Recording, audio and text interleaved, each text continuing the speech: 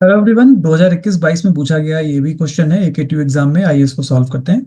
ये कह रहा है कि rank the following typical bounds in increasing order of their growth.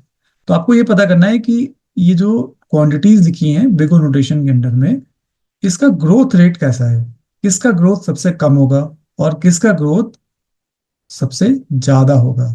Order हमें इसमें करना है। तो आप देख सकते हैं कि जो ऑर्डर ऑफ वन है ये कांस्टेंट है। तो जो कांस्टेंट होगा उसका ग्रोथ वेरिएबल टर्म के रिस्पेक्ट में सबसे कम माना जाएगा। अगर वेरिएबल टर्म न्यूमरेटर में है तो हमने माना कि जो ऑर्डर ऑफ वन है वो सबसे छोटी क्वांटिटी होगी, इसको वन मार्क कर देते हैं। बाकी जो तीन क्वांटिटी है उसमें एक है लॉग एन, एक है n raise to the power 4 और एक है एन स्क्वायर लॉग एन। एक एन की कोई एक वैल्यू अज्यूम कर लेते हैं जो कि 2 के पावर्स में हो। लेट से हमने एन की वैल्यू 1024 ले लिया, तो 2 के पावर में इसकी वैल्यू होगी 2 रेज टू द पावर 10।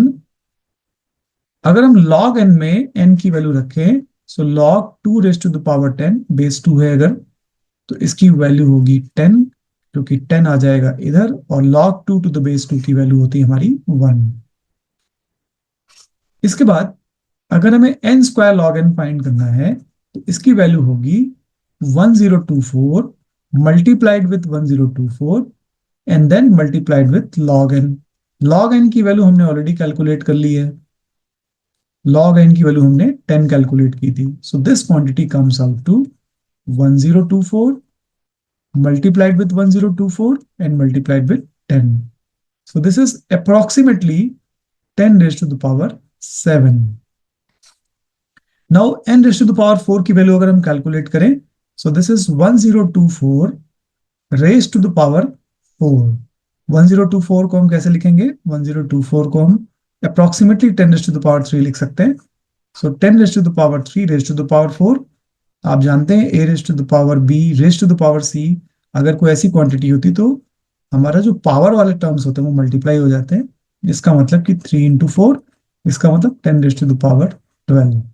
तो आप देख सकते हैं कि ये क्वांटिटी है 10 रेज टू द पावर 1, ये 10 रेज टू द पावर 7 है, ये 10 रेज टू द पावर 12 है।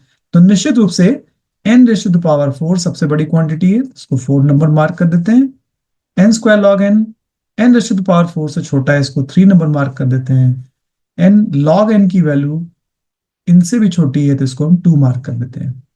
तो इसका मतलब है कि हमें अगर इसको ऑर्डर ऑफ ग्रोथ के हिसाब से अरेंज करना है तो सबसे छोटी ग्रोथ ऑर्डर 1 की होगी, then order of log n की ग्रोथ उससे ज्यादा होगी, then n square log n की ग्रोथ इससे ज्यादा होगी, और सबसे तेज जो ग्रोथ होगी वो n raised to the power 4 की होगी।